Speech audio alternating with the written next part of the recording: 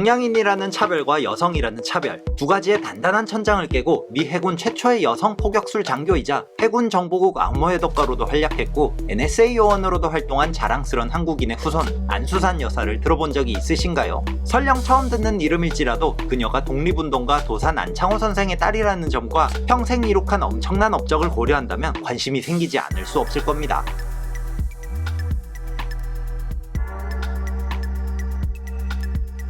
안수산은 1915년 LA에서 3남 2녀 중 셋째이자 맏딸로 태어납니다. 이야기 더 이어가기 전에 좋아요와 구독 눌러주세요. 당시 안창호는 샌프란시스코에서 결성한 민족운동단체인 흥사단에서 다양한 활동을 통해 독립운동에 기여하고 있었습니다. 특히 자신의 집을 흥사단 캘리포니아 집으로 사용하고 있었으며 이 과정에서 안수산이 성장하며 아버지의 독립활동을 지켜봤고 독립단체에서도 활동했습니다. 그러다 1926년 안수산이 11살이 되던 해 안창호는 임시정부의 부름으로 상해로 떠나게 되며 1938년 숨을 거둘 때까지 안수산은 아버지를 만날 수 없었습니다. 안창호가 떠나면서 그녀가 평생 가슴에 품고 살았던 중요한 가치를 새겨줍니다. Do your best to be good American citizens, but never forget your Korean heritage.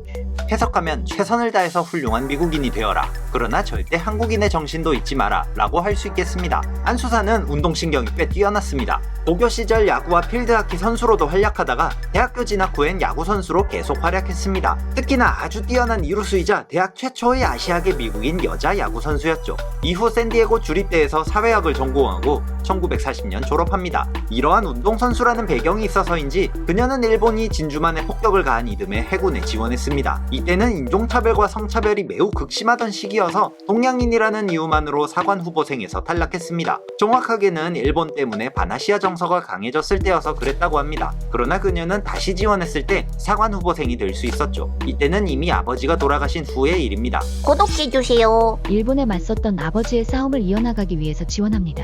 그녀는 일본의 가혹한 식민 통치에서 한국을 독립시키기 위해 조금이라도 도움이 되려면 해군의 지원에 일본에 맞서 싸워야 한다고 생각했죠. 미 해군 최초 아시아계 여군 장교가 된 그녀는 포격술 장교가 되어 해군 소속 파일럿들을 훈련시켰고 이후엔 해군 정보국에서 일을 하게 됩니다. 역시나 이때도 아시아계라는 이유로 6개월간 암호해독 업무에서 배제되는 일도 있었으나 결국 그 능력을 인정받아 암호해독에서도 탁월한 능력을 발휘하게 됩니다. 세계대전이 끝나고 이듬해 1946년 전역한 뒤 해군 부사관 프랜시스 커디를 만나 결혼합니다. 결혼할 때도 우여곡절은 있었는데요. 이때는 무려 백인과 유색인종의 결혼을 금지하는 인종 간 금혼법이 있던 시기입니다. 겉으로는 혼인관계였지만 법적으로 혼인을 인정받은 건 이 법이 폐지된 1967년이죠. 그래서 안수산의 법적인 이름은 영어로 수산 안이 아니라 수산 커디입니다. 결혼 후 여자의 성이 바뀌는 관습 때문에 이름에서 한국인의 색채가 옅어진 건 좀 아쉽습니다. 프랜시스 커디도 안수산처럼 굉장히 뛰어난 인물이었습니다. 그 역시도 암호해독가였는데 아일랜드계 미국인임에도 일본어를 유창하게 할 수 있어서 한국을 위한 많은 작전을 수행할 수 있었습니다. 게다가 그는 안수산의 가족이 레스토랑을 열 수 있게 금전적인 도움도 주었다고 합니다. 또한 해군에서 근무하며 하와이에 있을 때 꽤나 이름을 날린 바텐더였던 점을 살려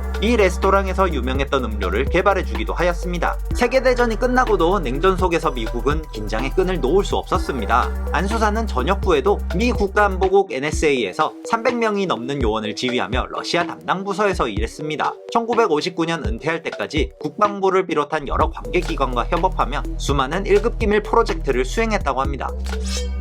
그녀의 남편 프랜시스 커디가 레스토랑을 여는 걸 도와주었다고 했죠. 안수산은 은퇴 후 큰오빠인 안필립, 여동생 안수라와 함께 중식 레스토랑을 운영했습니다. 1978년 안필립이 사망한 이후부터는 안수산이 실질적인 안창호 일가의 가장 역할을 하였고 안창호의 각종 활동 기록을 잘 보관하고 있다가 1983년 독립기념관에 기증하기도 했습니다. 오직 한국의 독립에 기여한 바만 놓고 보면 그녀가 엄청나게 큰 업적을 남겼다고 볼 수는 없습니다. 그러나 인종차별과 성차별을 딛고 달성한 그녀 개인의 업적은 누구와도 비할 수 없으며 꿈을 쫓는 많은 이들의 우상이 되기에 충분합니다. 뛰어난 능력을 인정받고 기밀 프로젝트에도 참여하는 건 아무에게나 열리는 문이 아니기 때문이죠. 그 와중에 한국 교민사회와 한국 자체를 틈틈이 챙기는 것도 절대 잊지 않았고요. 이미 미국에서는 수많은 장애물을 이겨내고 미국의 안보를 책임진 그녀의 명예로운 공로를 인정하고 있죠. 2006년 아시안 아메리칸 저스티스 센터의 아메리칸 커리지 어워드를 수상했고 2015년 LA 카운티에선 안창호의 기일인 3월 11일 일을 안수산의 날로 선포했으며 2016년 3월엔 시사주간지 타임이 선정한 이름 없는 여성 영웅에도 올랐습니다. 하나하나 알아가다 보면 한국의 독립에 잘 알려지지 않은 위대한 사람들이 참 많습니다. 하나도 빠짐없이 기억하기란 불가능하겠지만 이렇게 한 번씩이라도 그런 위인들을 기억하는 것이 안전한 대한민국에서 생활하는 우리들이 할 수 있는 최소한의 일이라고 생각합니다. 어느 날 아버지 친구분과 함께 LA 동쪽 윌슨산으로 소풍을 갔어요. 다른 아이들과 놀고 있다 보니 아버지가 그 친구분과 함께 애국가를 쉴 새 없이 부르셨어요. 계속해서 부르고 또 부르고 그러다 결국에는 엉엉 소리내서 우시더군요. 저도 영문도 모른 채 그냥 슬퍼서 같이 따라 울었어요. 아마 그때 아버지의 삶을 언뜻 이해하게 됐는지도 몰라요.